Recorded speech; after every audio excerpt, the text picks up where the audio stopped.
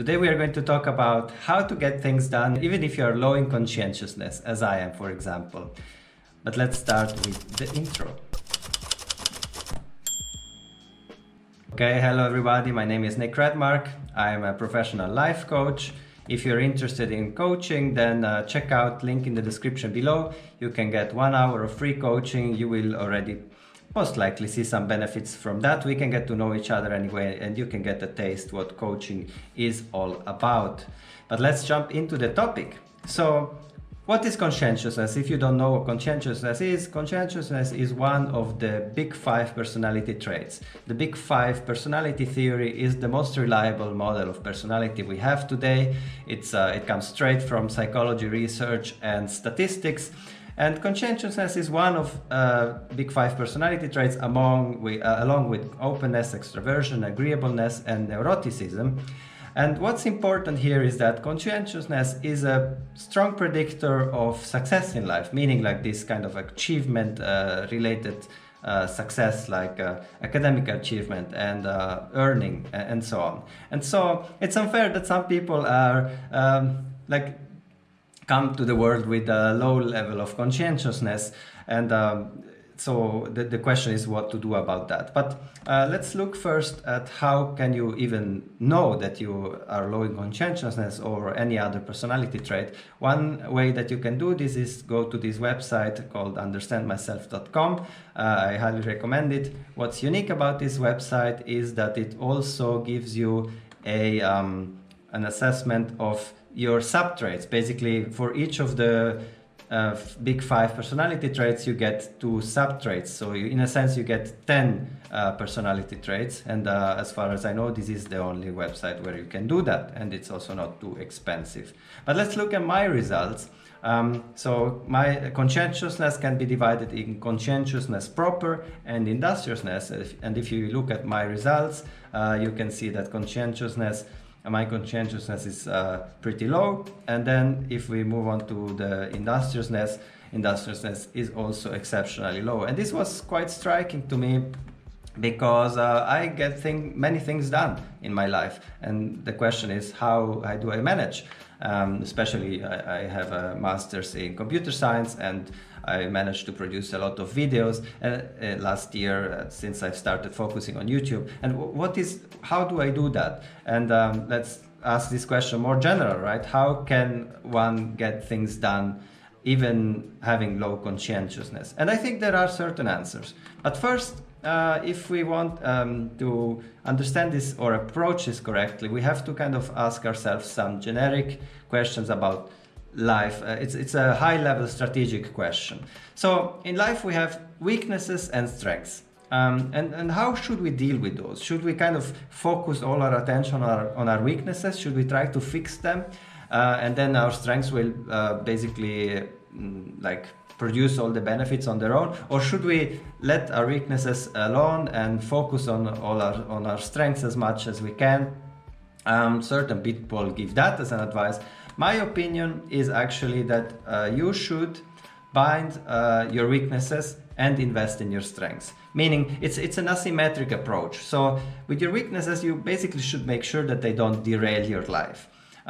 You should make sure that your weaknesses don't escalate and kind of throw you off the horse. And but then once that is done, yes, you should basically just invest as much as you can in your weaknesses. Because if you think about it, if you keep thinking or focusing on your weaknesses, you're never going to have an advantage over the people who don't have those weaknesses, right? You're never going to be able to catch up because for them it just comes natural. So invest in your strengths as much as you can.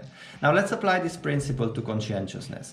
So we need to bind to kind of make sure that our lack of conscientiousness doesn't destroy our life. So what you should do there really is actually practice the skills of conscientiousness. It's not clear to me that you can change your conscientiousness because these are personality traits which are quite stable. But for each individual personality trait, if you don't have it, you can still learn the skills that for these people come natural. So if you are not high in extroversion, you can still learn the skills of extroverted people, of social interactions and so on. It's not going to come natural for you.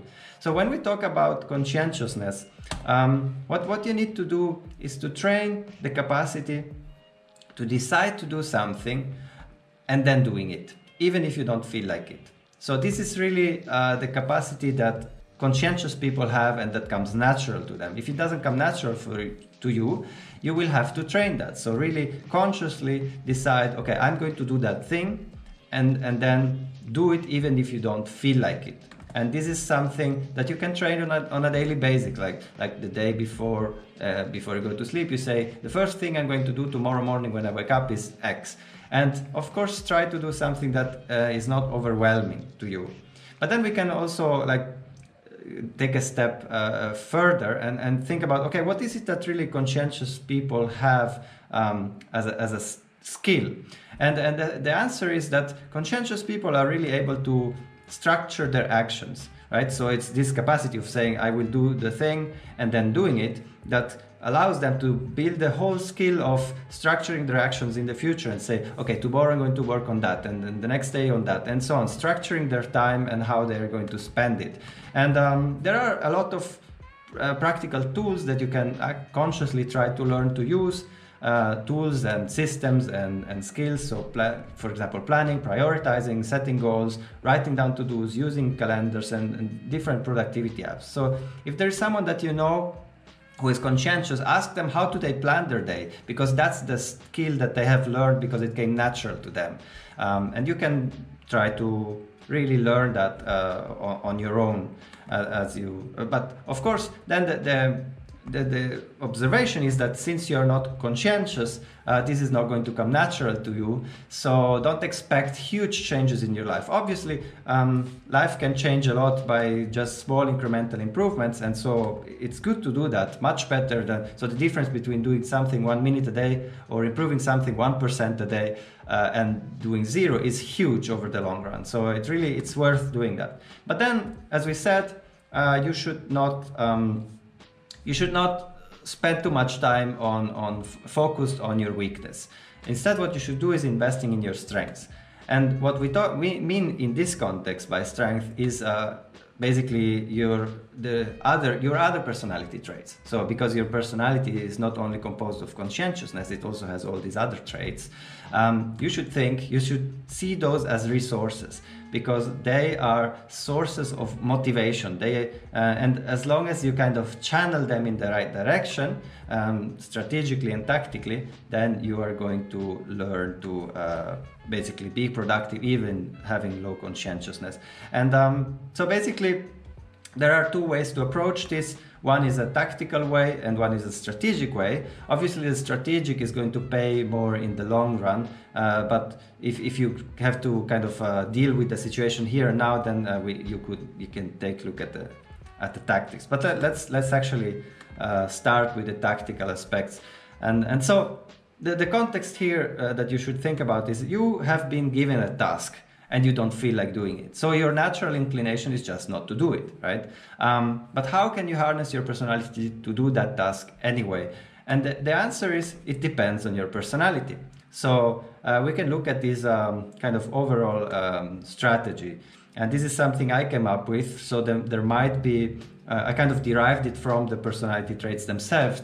So there might be actually even better ways, and if you found them, then please let me know. But let's look, for example, at my situation. I am extremely high in openness, and so, for example, during my master thesis, I didn't feel like writing my master thesis sometimes, right? And how did I motivate myself to do it anyway? I basically started writing about why I don't feel like writing my master thesis, and because I then started thinking about the subject matter, it sparked my curiosity, and the sooner you know it, I was just writing my master thesis. So this is one way you can do it. Or let's say you're low in agreeableness, right? So meaning you like conflict, you like competition, and so on. Then you should basically try to start a competition so you don't feel like working out, right? Then find someone who has the same problem and then kind of start a challenge and say, okay, who manages to lose weight or whatever the goal is faster, and then you will be motivated by that. So really harness your personality, and this is going to help you do that specific task. But then the long term is more important, and so the question is, how can you harness your personality in the long term? And the answer is you should shape your environment so that the things that you should do come natural to you. And I mean, it's going to be similar than how you should deal with individual tasks, but obviously now it's not about the individual task, it's about the environment itself. So the kind of job that you look for and the kind of like work environment. And so, for example, if you are high in neuroticism, then a risk environment is going to make you scared to do what you should do, right? So make it a safe environment, which is better. If you're high in agreeableness, then look for a place where you can like use this nurturing capacity that you have. So where you have to take care of other people. So make I don't know, being like raising a child is a very adequate situation for someone high in agreeableness, or being a nurse, that kind of thing. Or let's say that you are high in extraversion, then obviously you should try to shape your environment so you're going to work with other people. And so it really depends on your personality. So this is it for now. I'm going to talk about conscientiousness more over time, so really check out, subscribe to this channel. I'm going to talk about this more. If you have individual questions about your situation, then just ask a question. And as I said before, if you want individual one-on-one coaching where we can look at your situation specifically, we can spend 1 hour for free. We can do that so you can get a taste of what coaching is all about. And that's it for now. Thank you very much, and see you another time. I'll be live soon again with another topic. Bye.